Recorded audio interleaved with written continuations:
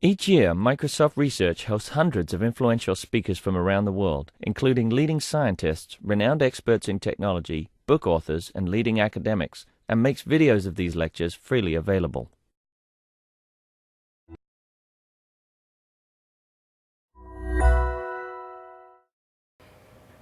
Right, well, good morning, everyone. I'd like you to help me welcome Henna Taffanainen from Aalto University. She completed her MSc in Audio and Acoustics Technology in 2012, and she's currently a PhD student in the Virtual Acoustics team, where she works on the measurement and analysis of concert halls. So without further ado, you have the floor. All right. Thanks, Mark. Well, first of all, good morning, everyone, and thanks for having me here. My name is Henna, and I'm going to talk a bit about my research group at the Aalto University, and then I'm going to talk a bit about perceptual evaluation of concert halls, and then I'm going to talk a bit about my PhD topic, which is actually the C-tip effect in concert halls. But before I start, I'm just going to explain a bit who I am. I have a couple of passions. One of my passions is music. I play the Finnish string instrument kantele, and that's actually what drove me into acoustics in the first place. So my other passion is science or physics, and I wanted to find a way to combine these two. So I did my master thesis on the simulation of this instrument. And now I continue with my PhD in concert hall acoustics. And the third passion I have is disseminating information. So I'm also a teacher at the Aalto University, and I'm the Secretary General for the Acoustical Society of Finland, among other things. And I also organize a lot of gatherings where students can meet representatives from the acoustics industry in Finland. So very briefly on Aalto University. It was established in 2010 when three universities with long history decided to join forces and to create a university that would have technology, economics, and arts together. And it's located right next to Helsinki, the capital of Finland, in Espoo. And the student enrollment is about 22,000 students. And acoustic-related research is actually done at two departments at the university due to historical reasons. But there are 6 professors altogether and around 40 people working on acoustic-related issues. And I myself, I represent now the Department of Computer Science, where we have the Virtual Acoustics team, which consists of 2 professors. We have a couple of postdocs and 7 PhD students, and a few master students. And our main goal is try to understand how the quality of sound is modified by room acoustics. We have done concert halls, auditoriums, home theaters, studios, cars also recently. And we would like to find out links between architecture and perception of sound, and possibly new metrics to measure acoustic qualities of concert hall, for example. We all know that there are these ISO standards for evaluating the concert hall sound, but from perceptual studies, more recent ones, we have found out that they don't actually very well correlate the objective parameters with the perception, and I'll be talking about that a bit later. And the third goal of the team is actually developing room acoustics modeling methods, mainly finite difference time domain methods, and we use them both for rooms and also more recently now for HRTF modeling. So the 2 professors, the first professor is my professor, Tapio Lokki, and he has a slightly bigger team. We have 2 postdocs working on measurement and analysis of concert halls and more in general microphone arrays, and also the perception of especially nonlinear aspects in the concert hall acoustics. And then also the 3 first PhD students, we kind of work on the early reflections of the concert hall, trying to understand the perceptual relevance of those.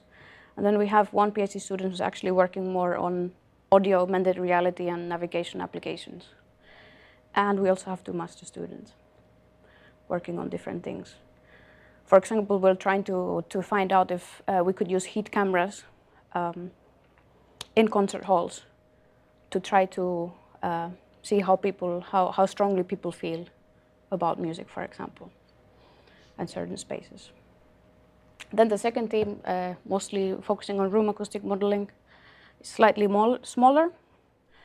But one of the interesting things that the team recently released is an open source GPU-based finite difference time domain solver, which works especially for small rooms. So if you're interested in that, I highly recommend checking that out.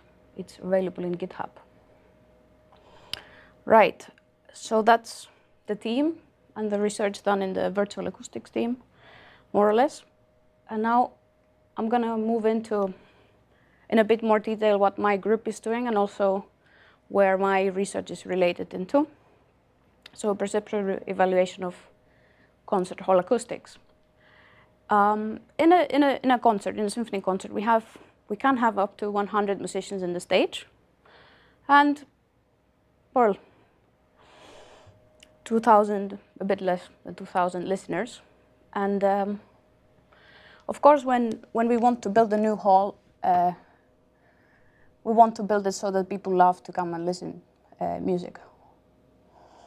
And then we have, like I said, we have all these objective parameters that we can use while we're designing the hall, but they don't always correspond to the perception of the concert hall. So already, like, started by Beran again around 50 years ago, he started classifying the concert hall based on questionnaires. This work was also continued by Baron in the 90s with British concert halls. The problem with in situ questionnaires, for example, is that you can only compare one concert at a time and one hall. But we all know that the auditory memory is a bit shady at times. So it might be, if you evaluate a different concert the next day, you might not actually be able to compare them very well. Of course, there's the question of interpretation of different questions, how it's very important to how you design the questionnaire for the listener.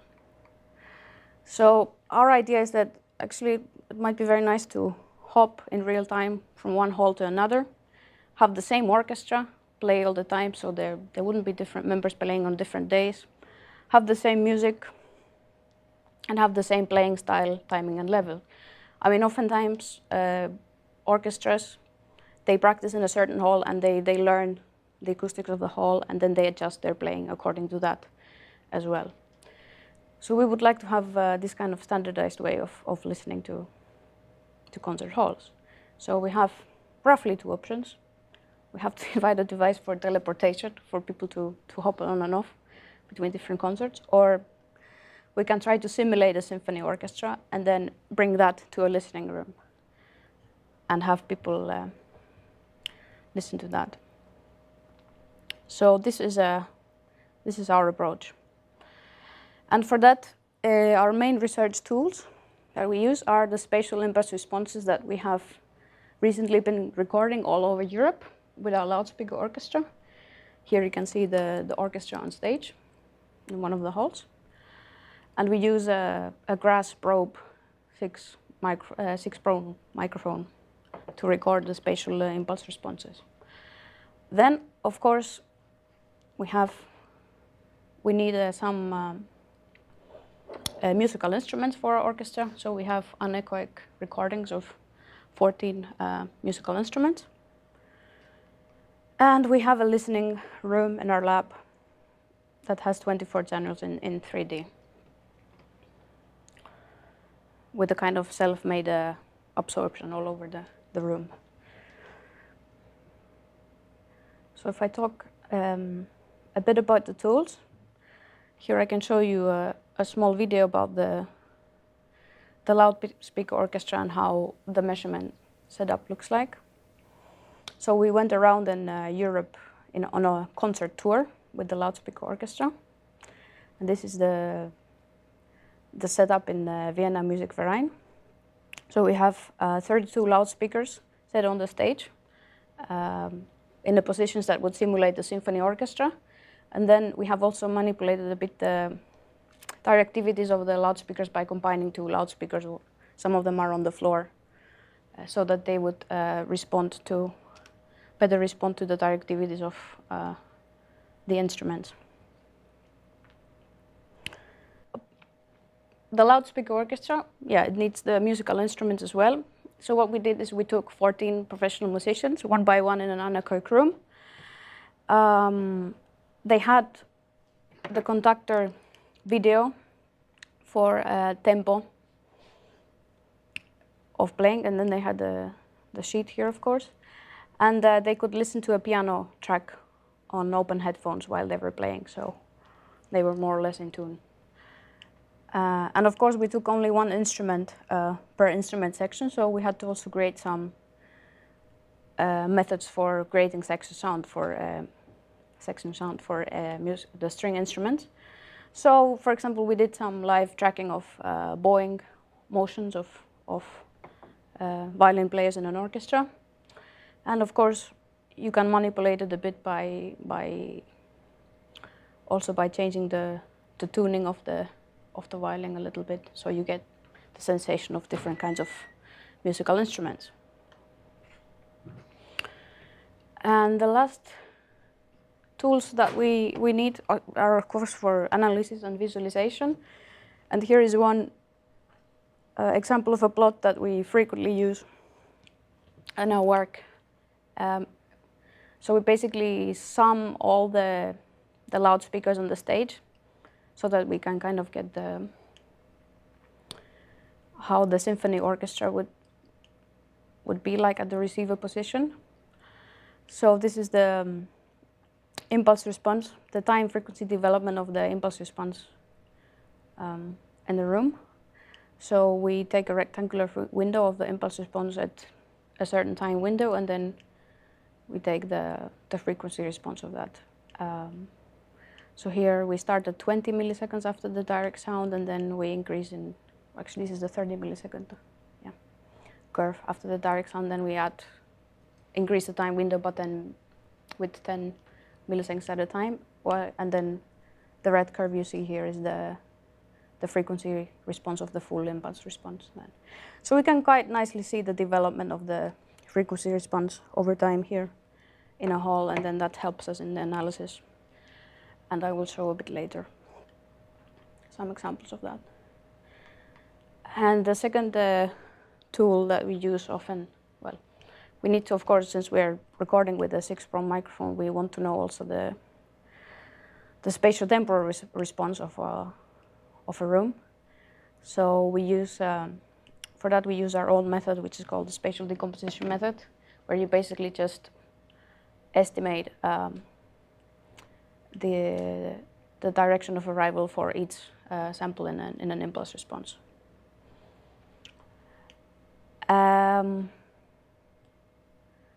So here's one example of a single source at a stage, a single loudspeaker, and then again we have the different time windows for the impulse response, so you can quite nicely see how the spatial temporal frequency response is developing here, and you can quite nicely see where some individual reflections are coming from. Well, this is of course the direct sound, and then here you have some reflection of the wall, or actually it's probably off the back wall. There's some kind of a construction in this concert hall that gives you this reflection. Right. So these are the analysis tools, but then of course when we do perceptual evaluation, we also need tools for to create the listening tests. And one of the ways to do direct comparisons between room acoustic quality is actually taken from the food industry. So you can listen to concert halls a bit like you're tasting wines. So you can do this kind of vocabulary elicitation which I will explain in a bit.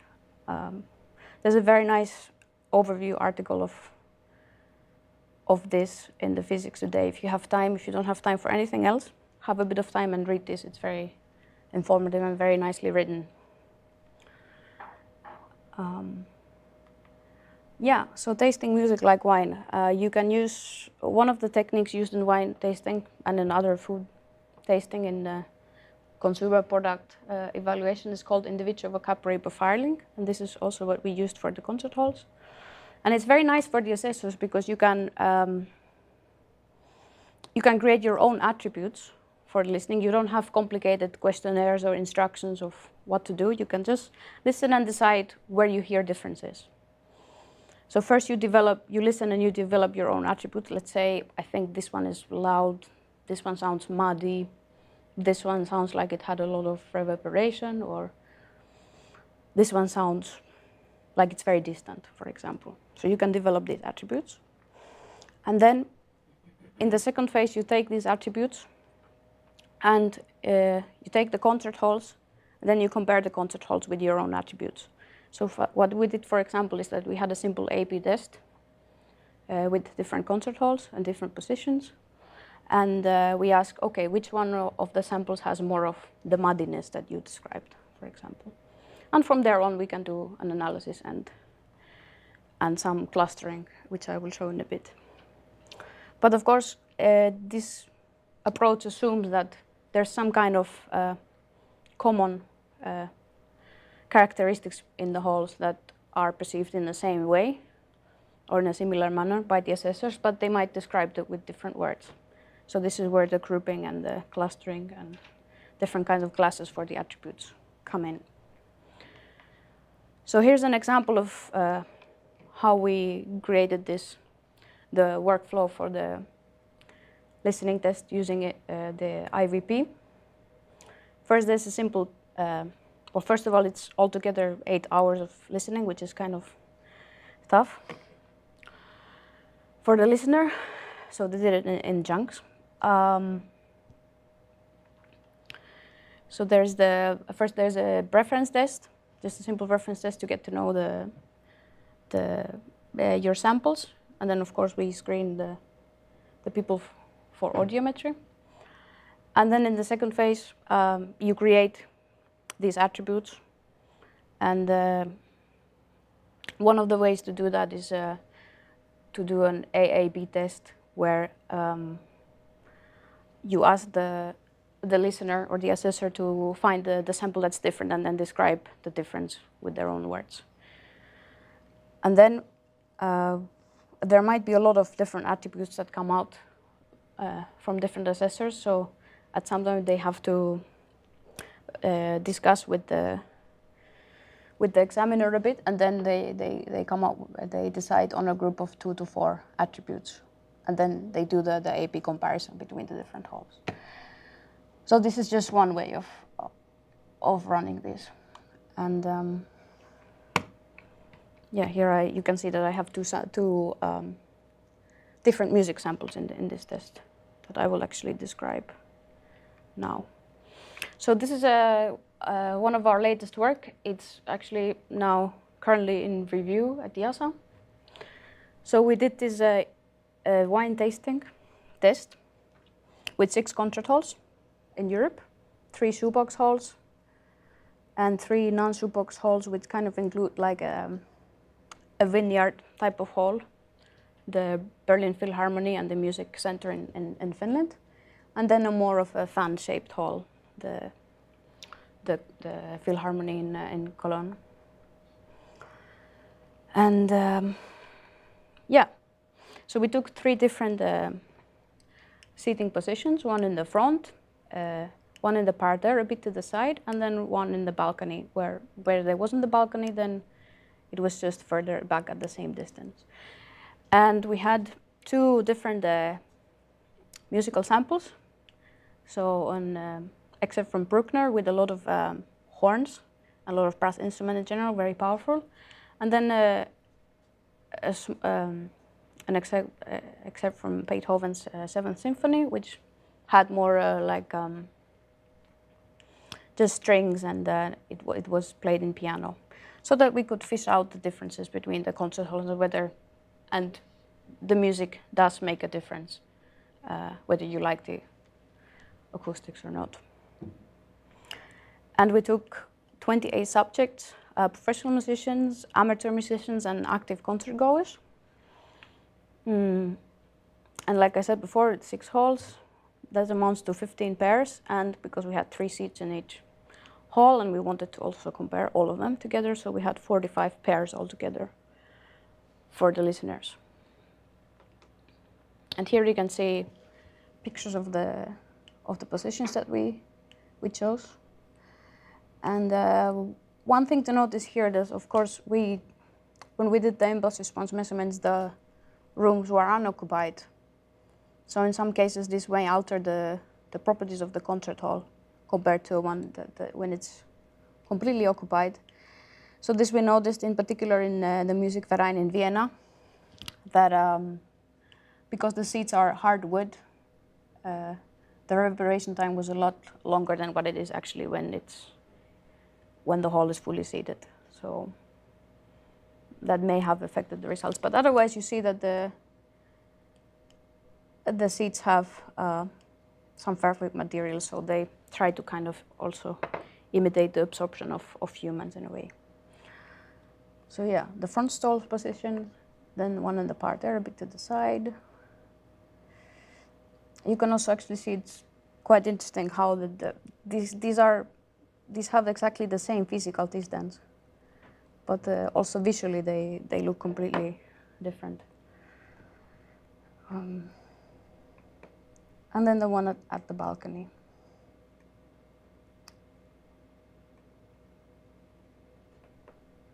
Right. So, of course, it doesn't look exactly like a concert hall, our listening room, but nevertheless, we have covered the loudspeakers with the curtains, so there are no visual cues, and you use the touch screen to maneuver the test. And of course, we didn't tell the subjects exactly what they were listening to. We just explained them the instructions, and that was it.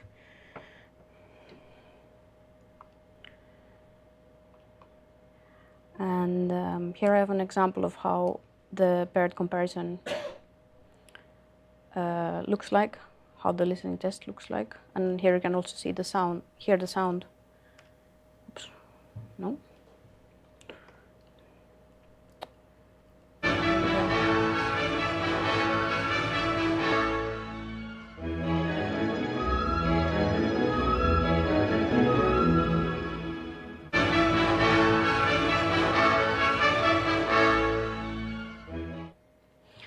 So you can quite seamlessly hop between the samples and listen, and then decide for yourself which one, in this case, which one you liked, for example, better. Right. Then, so which attributes did people actually come up with, and how would we group them up? So, yeah, we did this kind of classification with the help of maximum likelihood. So, of course, when we ask people which one you like better or which one has more of that, we get just the binary data. And for this, we can get scale values out, and then we can do a classification based on maximum likelihood. And the groups that showed up in both samples, more or less, were loudness or bass, so how much sound there is, how bass it sounds. Reverberance, so the subjective impression of reverberation, or how wide the sound is. And then clarity, so how well you can hear the different instruments, for example. Proximity, which is how intimate, how close the sound is for you, or alternatively, on the other side, how distant it is. And then finally, brightness, so how brilliant the sound is for you. And you can see that the groups or the terms differ a bit between the samples, but this is, of course, completely dependent on the music style. But these groups, they are very similar to groups that have been found in previous studies as well. So we could say that, or we could argue that concert hall acoustics can be described with these five, more or less five groups. And we also found some correlations between the groups and the objective parameters that you can see on the top. So mostly these parameters or these attributes can be explained by some part of the loudness or the strength parameter G at different frequencies, and also somewhat the lateral energy that you have within in the room. And clarity can somewhat be explained by the ratio between the early and the late sound, the C80 at certain frequencies. But what is interesting that there is no, this has also been found previously, that there's no clear objective parameter at the moment that would describe what proximity actually, what does it consist of in the objective sense. Yeah, just so that we did, some years back we also did a similar kind of listening test with a bit different methodology for 9 Finnish concert halls, and we ended up with very similar groups with clarity, reverberance, loudness, bassiness, and proximity. So very similar terms in a way. But this was done with hierarchical clustering, so the method was a bit different. Okay, and then, so we found these attributes, but how about preference? Like, which hall did people actually, like? Which hall has the best acoustics? If we look at all the data together of all these people, we find that people most likely prefer the Berlin concert house, which is a kind of a standard shoebox house with quite a lot of bass. And interestingly, this preference can be explained mostly, or it's correlated mostly with the attribute of proximity, which we cannot really explain in the objective terms yet. So this is something that we will definitely look into in the future. What is it actually that acoustically defines proximity?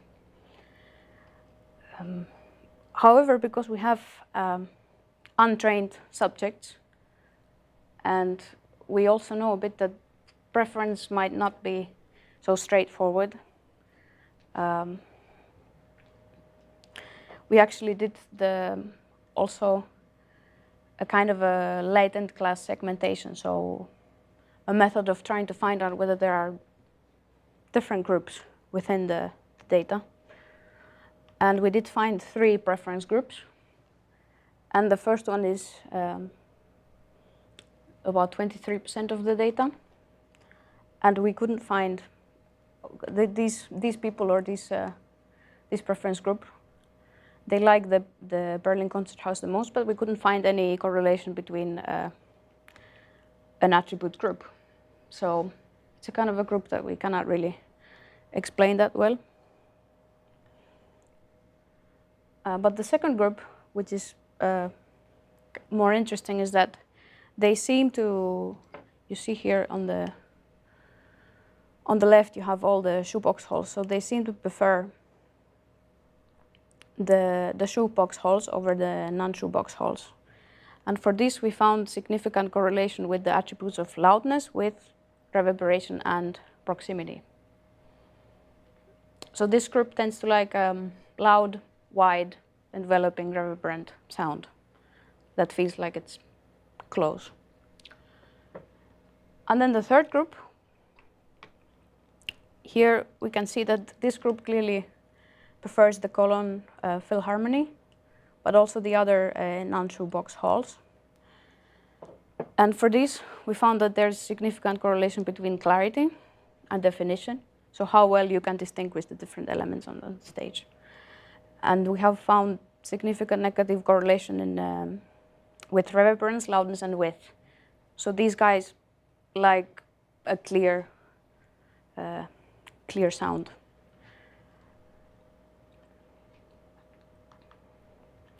So in essence, we have two preference groups. We have the people who like the shoeboxes, which is loud and reverberant, and the non-shoeboxes, which is kind of, some people like to call brutally honest sound.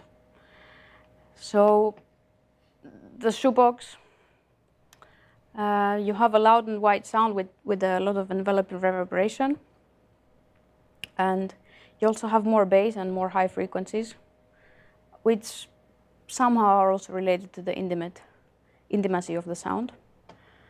And it feels like you're inside the music somehow. A lot of people describe it in that way. But then the people who prefer the non-shoeboxes, they feel like they're looking at the music. The sound is clear and defined and less reverberant. And there's less bass and less high frequencies, so the sound is also a bit more distant. And this is what we gathered also from the attributes, but also from the acoustics point of view, the shoebox halls have a lot more lateral reflections, which contribute to the loud and white sound. And I will actually talk about that a bit more now, because I'm moving into my research topic. So this is a kind of the main thing that we do in a way with this wine tasting, but I'm looking at a small subset of phenomena in the concert hall acoustics, which is the seat-dip effect. And it's actually very much related to these two differences between the shoebox and the non-shoebox halls. So, the seat-dip effect, how does it manifest itself in the frequency response or in the concert hall? First of all, you see that this is again the time frequency plot of two different concert halls, a shoebox hall, the Berlin Concert House, and a vineyard hall, the Berlin Philharmonic. And here you can see the frequency response at 20 milliseconds after the direct sound. And this is the frequency response of the full impulse response. And here you can see the time frequency development of both of these halls. So if we look at the 20 millisecond after the direct sound, we notice that there is a dip in the frequency response, mostly at low to mid frequencies. So in an average shoebox hall, the dip looks a bit like this. It's quite steep and it's wide. So it means that it actually takes away a lot of the bass and especially mid frequencies in the direct sound. And in the non-shoebox halls, it typically looks like this. It's a very narrow dip and quite steep, but it's usually at a lower frequency than in the shoebox halls. So the main attenuation frequency and then also the width, this is how it manifests itself. But then we see that there is also something which helps us to correct so to say, correct the seat dip effect. So we see that in the final response, there is no longer this dip. Well, here it is, but here it isn't, at least. So what's the window size for the middle and the part on the right? Yeah, so here, this is the 20 millisecond, and then this is every 10 milliseconds until 200 milliseconds, and then the full, which is around 2 seconds. Yeah. So we see that there's some kind of an increase in the energy at the low frequencies, and typically it's a lot higher in the shoebox halls than in the non-shoebox halls. In the non-shoebox halls, there tends to be this dip that kind of stays in the full response as well. And in a way, you can, if you think about what I said about the brutally honest sound for the non-shoebox halls, you can see it here that already in the 20 millisecond, the frequency response kind of has its shape already, and then the energy just keep on increasing, but the shape stays the same. So the frequency content is already there in the direct sound, in a way. But with the non-shoebox halls, you see that the 20 millisecond the shape of a 20 millisecond frequency response is actually quite much different from the final one. So it means that some frequency content gets add up over time. So in a way, the sound is more lively in that sense as well. And so this is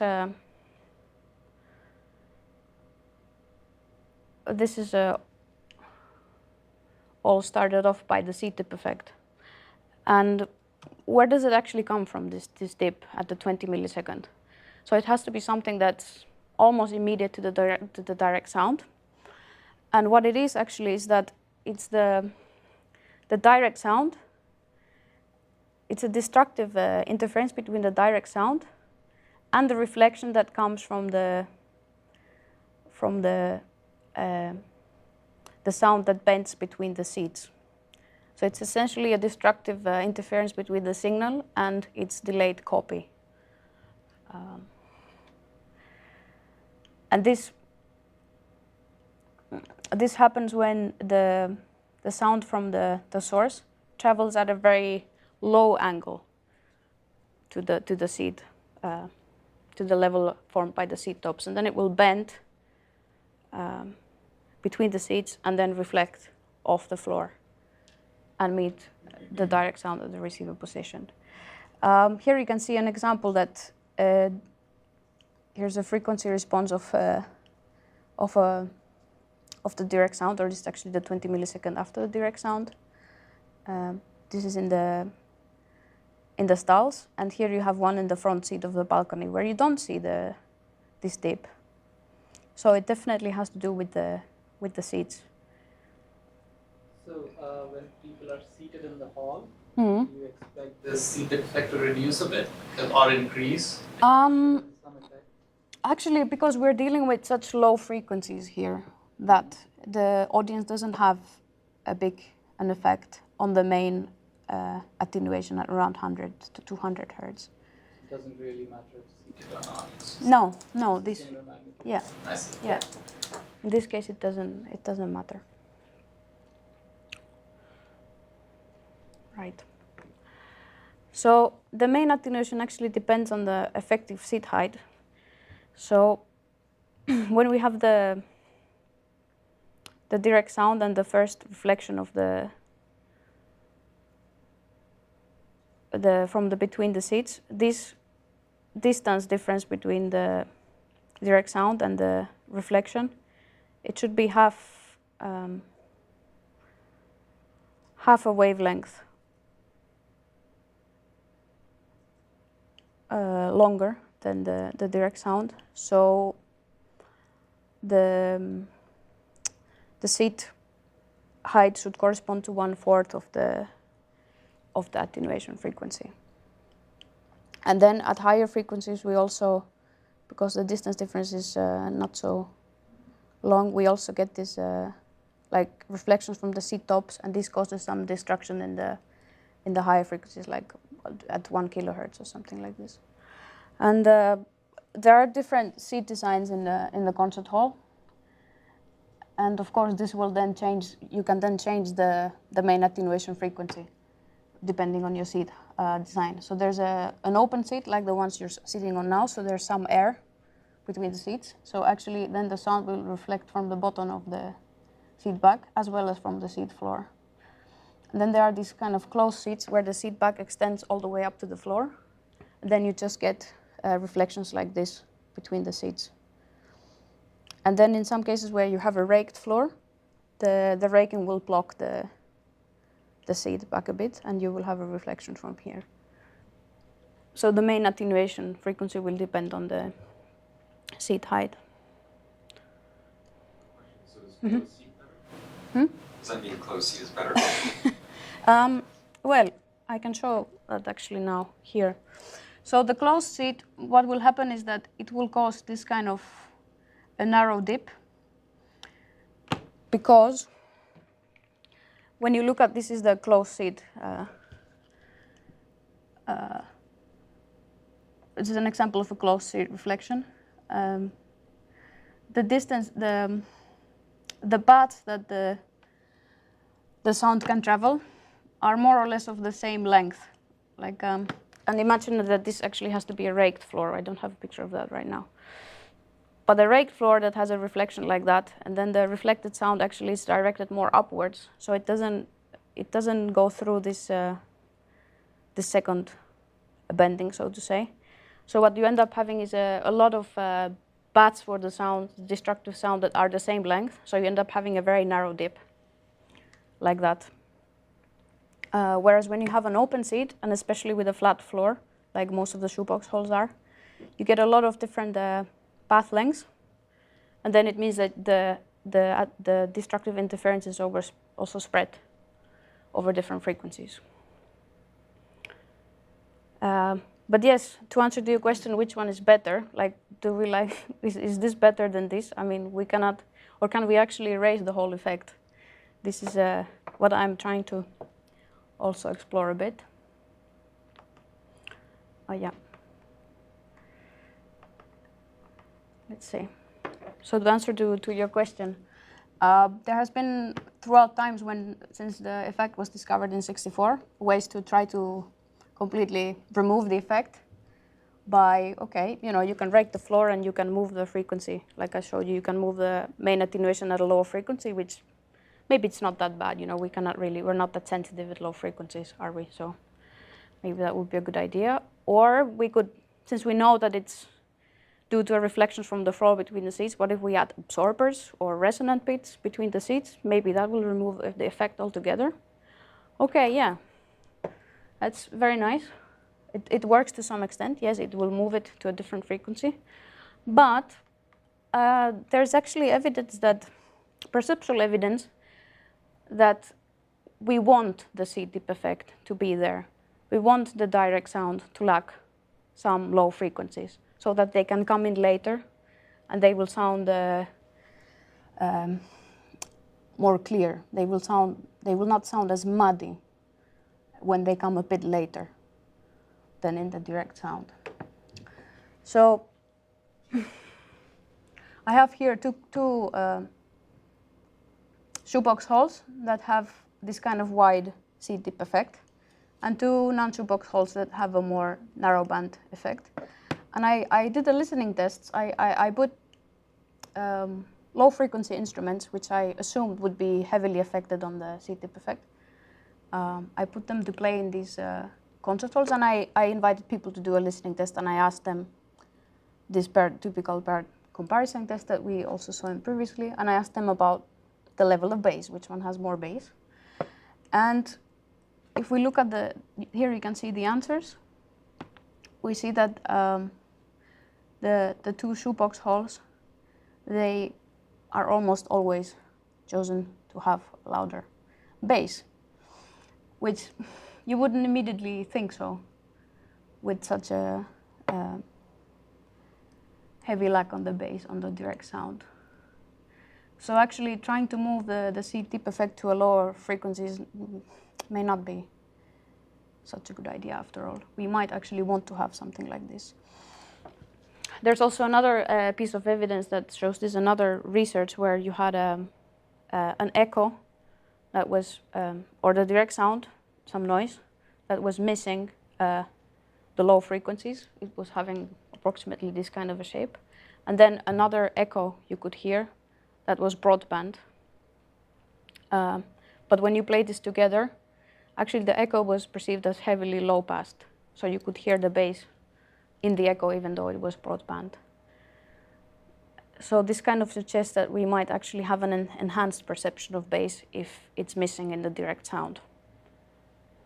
It looks like in this low two where that frequency has been moved down on the very far left-hand side, there's quite a significant lack of very low frequency. Yeah, here definitely. So this may not also be what we want, in fact. Yeah. So at the very low frequencies, we don't want this to happen. And the higher harmonics affected though, and they can fill in gaps in our fundamental perception. Yeah, they can. I'm not sure what to answer or what to argue with that question. I mean, yes, they can. There is this whole missing fundamental thing that, for example, here, even if I was missing the fundamental of the double bass, I might get it from the harmonics. But in this case, you also have to consider the whole acoustics of the concert hall. I mean, here you just get, there's just so much more energy coming at the later stage than here, that I guess that overrules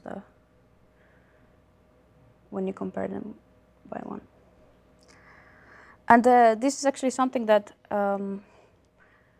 has also an implication on how the orchestra could or should play in different kinds of concert halls. So what I'm looking into now is kind of asynchronous, for intentional asynchrony in playing. So I have different instrument groups. I have the low frequency instruments, which are the double bass and the tuba. Then I have the treble instruments, which are the cello, mostly. And then I have the middle, of course. And then I have the treble, which is all the other violins, horns, all that stuff. So I manipulated our loudspeaker orchestra, and I put them to play all synchronously, and then also in asynchrony, so that the bass would play first, and then the middle, and then the treble, and then also the other way around. And I did an online listening test with binaural samples, and I asked people which playing they prefer the best, and then I also took 2 different concert halls. So one hall that has this, that is a shoebox hall where the low frequencies arrive a bit later, and then a non-shoebox hall where the shape of the frequency response is already is the same. So you have all the frequency content in the direct sound already. So then I asked people which condition they prefer the best. Of course, I didn't tell them what I was asking. And what we found out was that in the shoebox hall, most people prefer the option where the bass instrument play a bit before everything else. If they play completely synchronously at the same time, you notice that the bass actually comes in a bit later, so it might be masked more by what is already there. But if they play a bit before, you can actually get a bit more bass out of the sound.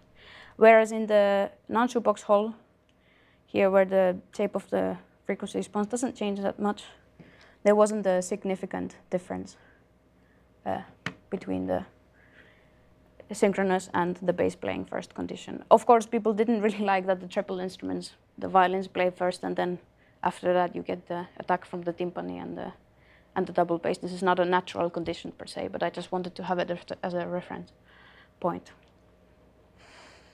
So now I'm running more. I'm running listening tests on this in our lab now with the spatial loudspeaker system, because this was just online and a brief introduction to it. So. Is there any evidence that happens in real life? I mean, that the orchestra kind of adapts stuff while they're playing? There is actually a very nice video about, I don't know if you know Herbert von Karajan.